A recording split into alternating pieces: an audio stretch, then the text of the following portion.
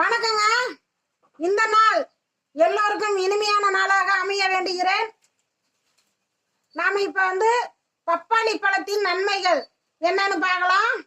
கீரைகளின் தலைவன் முருங்கைக்கீரை, பழங்களின் தலைவன் பப்பாளி பழங்க. பப்பாளி பழத்துல அவ்வளோ நன்மைகள் இருக்குது.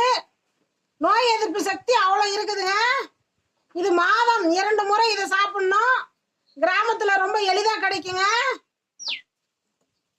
இத நாம சின்ன சின்ன பீஸா நறுக்கி குழந்தைங்க கொடுத்தோம்னா குழந்தைங்க விரும்பி சாப்பிடுவாங்க. நாம அப்படியே கொடுத்தா சாப்பிட மாட்டாங்க.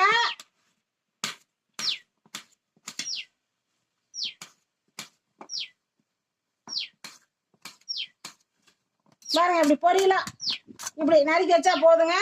லைட்டா உப்பு மல்லடி கூட சேர்த்து சாப்பிடலாம். அவ்வளவு சுவையா இருக்கும். நாம பொரியலாவும் செஞ்சுக்கலாங்க.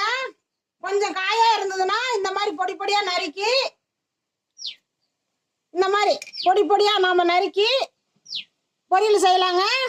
ஒரு 4 பெரிய வெங்காயம், 4 வரமிளகாய், கருவேப்பிலை தேவையான அளவு.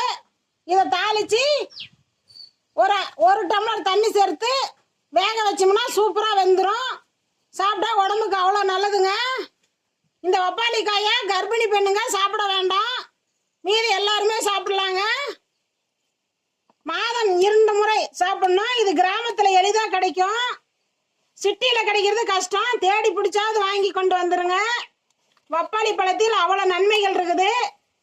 வைரஸ் காய்ச்சல் வராது. மாதம் 2 முறையாவது இதை சாப்பிடணுங்க.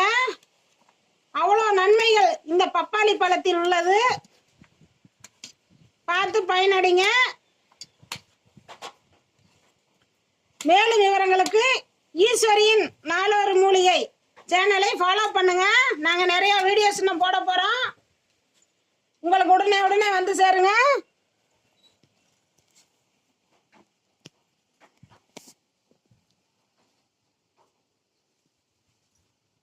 பழம் முக்கா பழமா இருக்கணுங்க. சாப்பிட அவ்வளோ டேஸ்டா இருக்கும். கிராமத்துல ரொம்ப எளிதா கிடைக்குங்க. வீடு தவறாத மரங்கள் வைத்திருப்பாங்க. இது குழந்தைங்களுக்கு கொடுத்தா அவ்வளோ நன்மை. பழம் நல்லா பழுத்து சாப்பிட்டா சுவையா இருக்கும். பார்த்து பயனடைங்க. நன்றிங்க. பொரியலுக்கு தேவையான உப்பு சேர்த்துங்க. மறந்துட்டேன் சொல்ல.